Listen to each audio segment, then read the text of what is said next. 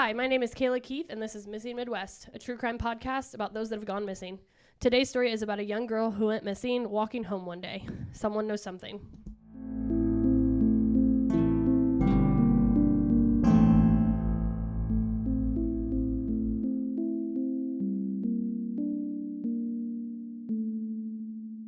Hello. Hey. You ready for, we're back from our break. That's first right. Of all. We missed you all. We did. Thank you for giving us some time off to hang out with the boys. We had fun. Did. Christmas break with two little boys is fun. But we were able to work ahead and get some cases ready for you guys. So that's big exciting. For us. Thank you to the ones that subscribed and joined us over on Murdered Midwest, though, because you just couldn't possibly live without us for 2 weeks. I understand. Yep. At this point, we're up to 16 exclusive episodes, including the one yesterday. Yes. John Wayne Gacy was yesterday. Yikes. Big time yikes.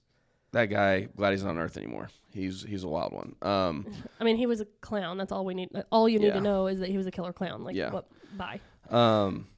Yeah, that was number 16, though, in terms of exclusive episodes. So if you're thinking about starting that subscription, you got a pretty big bank. You got a pretty big. You have some entertainment lined up for a while. So do consider that. You can go to the website on our link tree. You can find it on our Facebook page or our Instagram bio. Would love to have you. You'll get some stickers. You get a nice little note from us. Helps us keep things moving. We appreciate it. Any announcements? I was going to say Jared McCulloch, still missing. I've talked to his mom. There's really been no progress on the case. Nothing's really happening. We still want to go over there. We're super, our boys are. We were not able to make it happen on Christmas break. We weren't able to do it on Christmas break. And the boys, I forgot, I signed them up for basketball. And so every Saturday from now until March, we have basketball games. So I don't know when we're going to make it over there, but I still would really like to go. So still keep sharing that. Join that Facebook group because his mom and his cousin are posting updates there. I will say there's a lot of stuff that keeps coming up about his past. Like, listen, his past wasn't perfect, and we never said it was. But we do support the fact that he had really made great efforts to change his life, and that things were moving in the right direction for him. It's just sad. It's just sad to see. He doesn't deserve to be missing. No, and his mom doesn't deserve to not know where her son is. So right. We're still watching that case, still talking to them, and still having plans. We'd still like to go over there. So join that group and keep sharing it.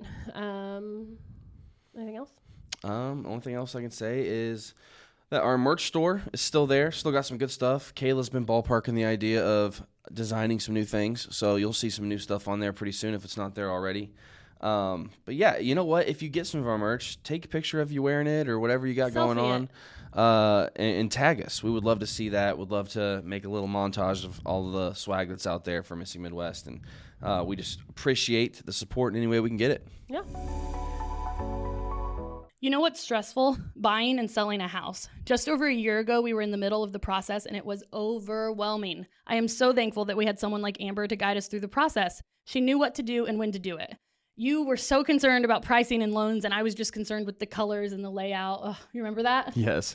Amber kept everything in mind, and we are in our dream house because of her. If you are looking to buy or sell in or around the Howard County area, you have to give Amber a call, or you can just give her a text, 765-865-1118. You can follow her on Facebook at Amber White, Realtor/Broker with Carrie Gruhl and Associates. She posts the latest listings, giveaways, and even helpful home tips. We are so grateful for Amber and all her help. Well, you ready for today's case? Let's go. So it's kind of short. There's not like a whole bunch on it, but it's one of those cases we mentioned a while back that the FBI made. They compiled a list of these cases that they think are solvable. Yeah. Okay. And so what was it, like 42 or something like that? It was 43. Might have been 43, but a handful of them are in the Midwest. Yeah. So we're gonna go through the Midwest ones and sprinkle those in here, even if they don't have a whole lot of information.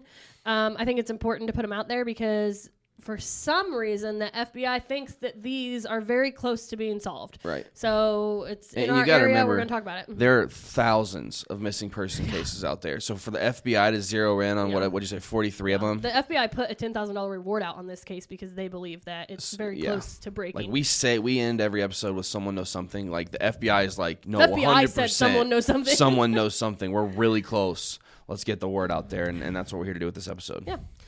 So we're going to go to Cleveland, Ohio. Cleveland has a population of 367,991 people, and they have four. I put 4, but I think it's 14 Dollar Generals. There's tons of Dollar Generals over there. Ashley was born. Did I say when she was born yet or no? You didn't give us her full name either. What was Ashley her name? Nicole Summers. Oh, I didn't write it down. I'm sorry. I said it. Ashley Nicole Summers. Okay. She was born June 16th, 1993. Same year I was born. She'd be like 3 months older than you. Yeah. Or younger than you. Yeah. She was 14 years old when she disappeared. She disappeared very close to her home in Cleveland in early July 2017. That's recent. 6 years ago? I said 2017. It's 2007, guys. Pregnancy brain.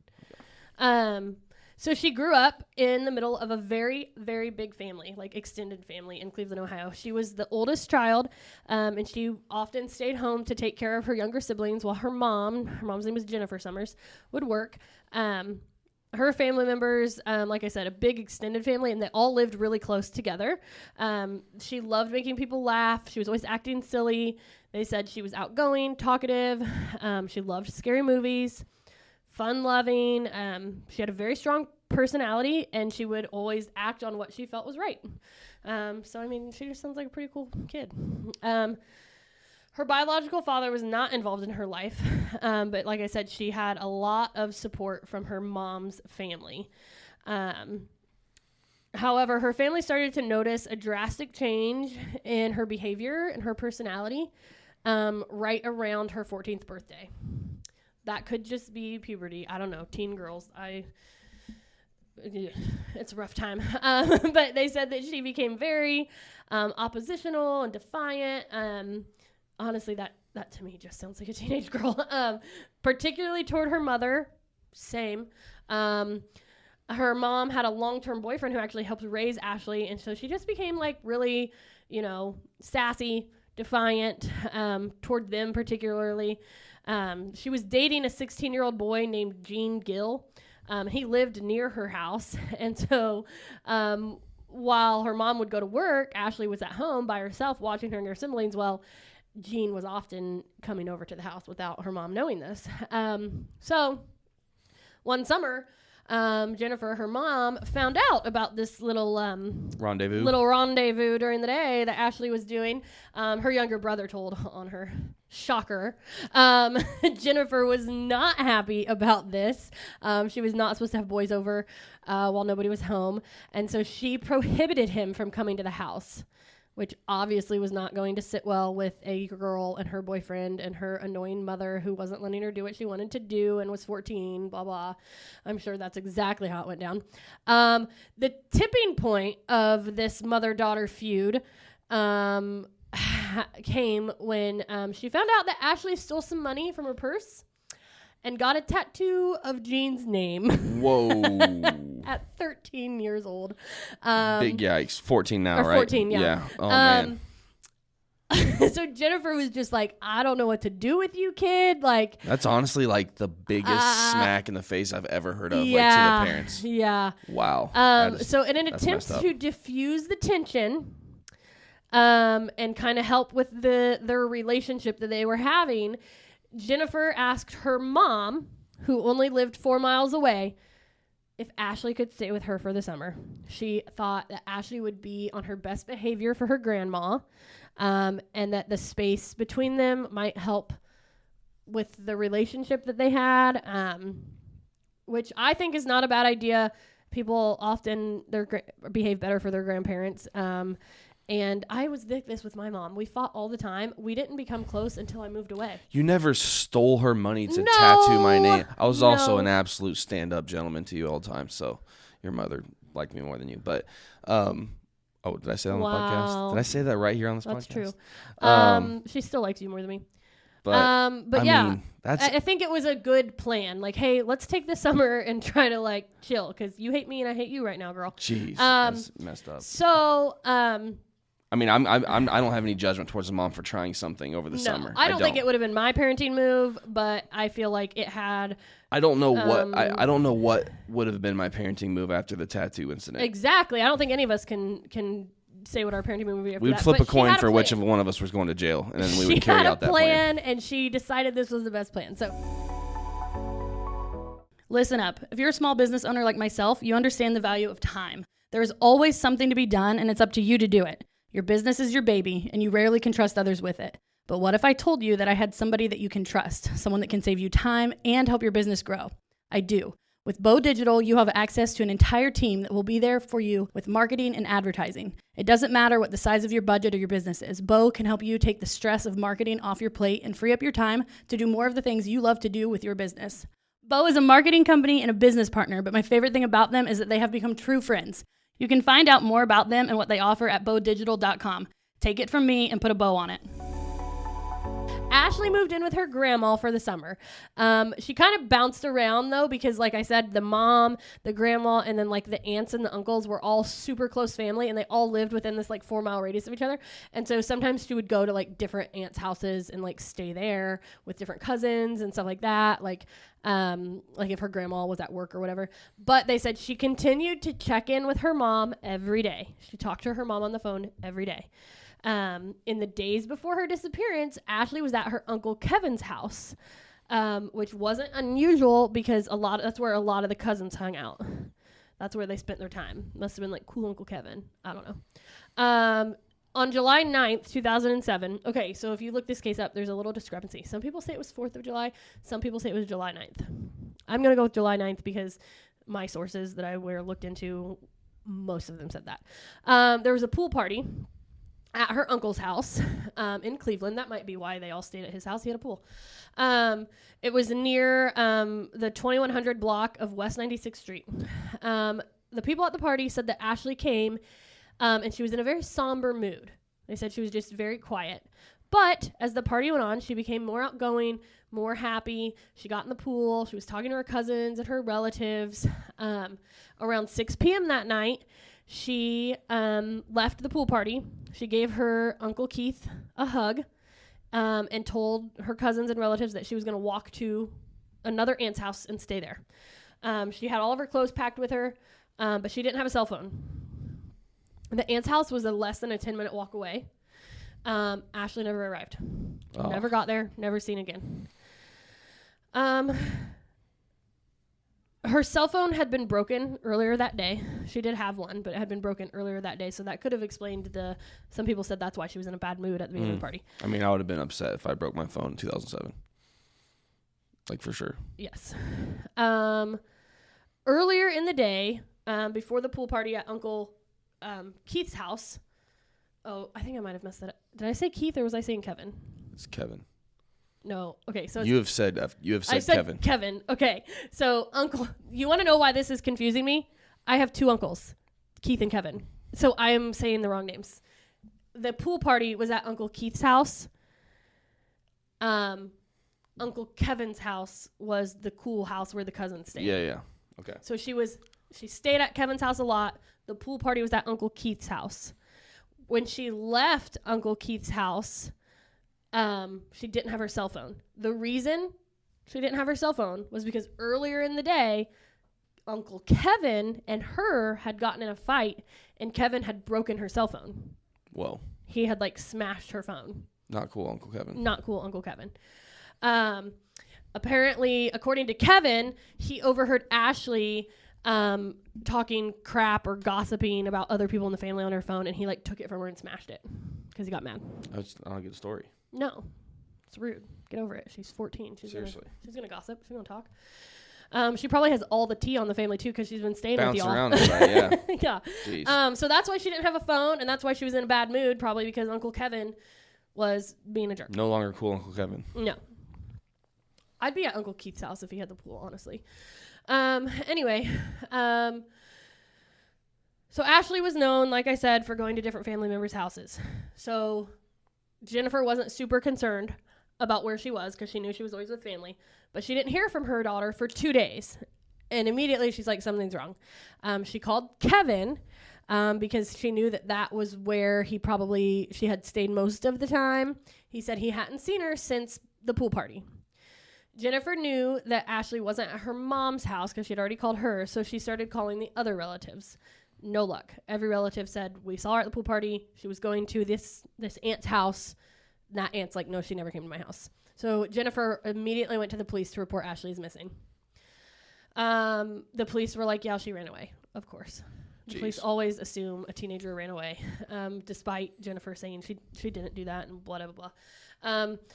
So Jennifer was pretty ticked off about the police response. And so like any good family would do, she's like, well, we're going to figure it out ourselves. And so she organized search parties, posted flyers. She was hoping to get like tips of who had last seen her and stuff. Mysteriously, within like 2 days of putting up all of the flyers, somebody ripped them all down. What? Yeah. So that was kind of weird. That is weird. That's really weird. Yeah. So they got a couple tips, but none of them ever panned out. And See, I'd be like looking at surveillance to figure out who the frick took them all down. I mean, yeah, but when you're just a parent and not a police officer, nobody has to show you their surveillance or anything. It was probably really hard. Jeez. Oh yeah, because the police still think it's. The police said she just ran away. Yeah, so the police weren't helping at this point. Jeez. Want to know what one of the best decisions I have made for myself lately is? Stanley Cleaning Company. In this season of life we are in, with kids, practices, jobs, and pregnancy, it just makes sense to have a little extra help, and in turn, a little extra time. Christine comes to my house every other week and sweeps and mops for me, and I am not kidding when I say it is the best. She leaves my home smelling amazing and literally sparkling. We thrive in a clean environment as a family, and this service is the best thing I've ever spent my money on. It saves me time and energy, two things I'm greatly lacking lately. It can be a simple sweep and mop or a deep clean, home or office. It can be weekly or monthly. It's whatever you need. Plus, it's a local small biz, and you know I love supporting fellow business owners and entrepreneurs. Give her a call or text her and let her know what you want done. 765-860-3606. Like I said, sources this kind of is where the discrepancy comes and like the date missing, because it was July 4th to the 9th, but the mom didn't report her missing for 2 days because she was didn't know exactly where she was. So it said that the last known location was near the 2100 block of West 96th Street. The FBI believes Ashley's last known location was near the area of West 44th Street and Trowbridge Avenue in Cleveland. I do not know where that came from. That's the FBI reporting. I mean, they know more than we do. They know more than I do, so I'm going to be like, yeah, that's probably true. Right. 4 weeks after Ashley's disappearance, Jennifer got a phone call at her work from a blocked number. She answered it, and it was a voice, and it said, "Mom, it's me. I'm okay. Don't worry." And it hung up. Jennifer said it did sound like Ashley, but she couldn't be sure. Wow. Yeah. How long after that was that? 4 weeks. Jeez. Later that year, November 17th, 2007, Ashley's grandparents were driving along West 44th Street in Cleveland, and they saw a girl walking, and her grandparents were like, it was her. And by the time they got the car turned around, the person was gone. But the woman that they saw, the girl, had like short blonde hair, which matched a few of the other tips a few other tips had came in about her being spotted around town with like short blonde hair. Nothing ever came of it. Police were never able to verify if it was her or wasn't her. That was the only tips really that they had to go on. Jeez. The FBI became involved in Ashley's case in May of 2008 when the National Center for Missing and Exploited Children brought that case forward to their attention. The FBI Cleveland division started to suspect Ashley's disappearance being linked to some other missing girls in Cleveland. Amanda Berry had disappeared on April 21st, 2003 at the age of 16 while walking home from a job. Georgina DeJesus, age 14, disappeared while walking home from school in 2004. And then Michelle Knight was a missing woman. She didn't have much attention on her case. However, those were the 3 girls that they were found safe in 2013. Remember that Ariel Castro that kidnapped? He had been holding Amanda Berry disappeared 2003. In 2013, 10 years later, he kept her hostage for 10 years in his house. Jeez. We have to cover that case because it's crazy. All 3 of them were alive, but he, quick overview. They all 3 knew his daughters, the girls, because they were 16, 14, and I think Michelle Knight, I don't remember how old she was, but she was around that age. and he like lured them into his car, but it was because they knew who he was. Yeah. But yeah, he like ended up having like all the windows like boarded up and like all of this stuff, and they lived in that house, and he like got them. They had kids with him, and like it was crazy. Whiz. It was crazy. Yeah, but they ended up escaping in 2013, and they were able to like. But Ashley wasn't one of them, obviously. That's why the police thought they went back to that house, and they were like, was she ever there with you guys? Like, was she another girl that he had taken? And they never found any evidence suggesting that she was ever in that house, or that she was taken by him. So they don't believe that that he was to blame for her disappearance. Gene Gill, the boyfriend, he was out of town at the time, and see, that's sketch right there to me. He was at a family reunion. Everybody knew he was there. Everybody saw him. He was interviewed multiple times. His story remained consistent. His alibi, lack of suspicion. They never named him as a person of interest. All of Ashley's family was interrogated and given polygraph tests and questioned and interviewed. But those results have never been released of the polygraph test or anything. Authorities were specifically interested in the male relatives, specifically Uncle Kevin. Cool Uncle Kevin. Cool Uncle Kevin, who also got in a fight with Ashley on the day of her disappearance and broke her phone. But they never were able to, tie him to anything. Did you know the Jefferson House of Flowers has been a local Kokomo florist for almost 100 years? Our trained designers make beautiful arrangements for literally any occasion. You can send flowers for any reason. Birthdays, anniversaries, get well, congratulations. The list goes on. We make flowers for funerals, weddings, proposals, and even proms. Let's be honest. Receiving flowers, whether you're at home or at work, it makes you feel special. You get butterflies and you feel loved, and that's what sending flowers is all about, the feeling it creates. Call us at 765-452-8269 and let us create something special and send it out for you. Or you can stop in and see us at 4300 West, 100 North Kokomo. We always have a cooler full of flowers that are ready to go, as well as a boutique full of gifts. Shop local, support local, and send flowers. Nothing really happened. January of 2015, there was a woman who was photographed on an ATM security camera in Rhode Island. And the Summers family actually contacted the Cleveland FBI to report that they thought it looked like her, like that it looked like Ashley, which I think it does. It totally looks like her. She would have been 21 years old at the time. And the photo had been released in Rhode Island as an attempt to identify two people that were running an ATM fraud. And then somehow somebody sent it to the family. The family was like, we think this might be her. I mean, that looks like her. The FBI confirmed it's not her. Really? Okay. Yeah. I don't know how they did it, but it looks like her to me. So the most recent development, which may or may not, mean anything. However, Uncle Kevin, cool Uncle Kevin, he pleaded not guilty to charges of, ready for this? It's like the trifecta: rape, attempted rape, and gross sexual imposition in 2018. In addition to gross sexual misconduct of several minors. Whoa. He was 55, and he admitted to crimes that had happened at his house for over a span of 25 years. Which would have been time frame. Yeah. He was sentenced to 35 years in prison in February of 2020. Whoa. Around 1 month before he was arrested, the FBI searched his home. Despite nothing ever came of it. So they must have not found anything. They didn't announce that they didn't find anything. They didn't announce that they did find anything. So I would say Uncle Kevin. Coincidences are not my favorite thing. Yeah.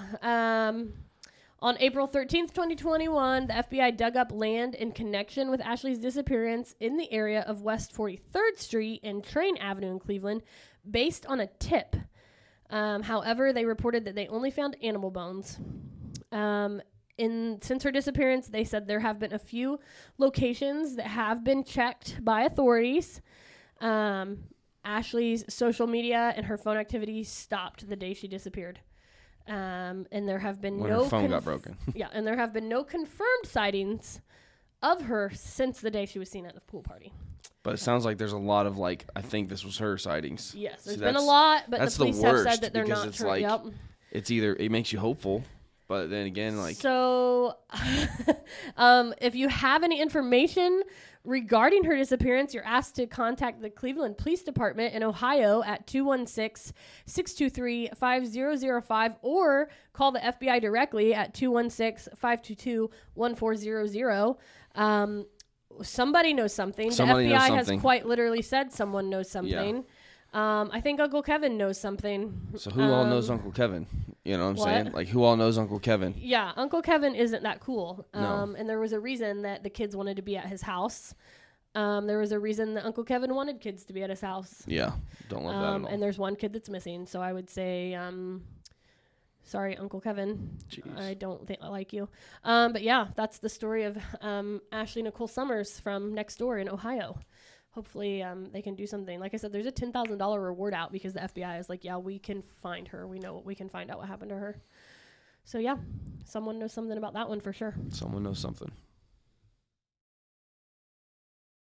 This podcast is a So.Will.I.Studos production. So will I.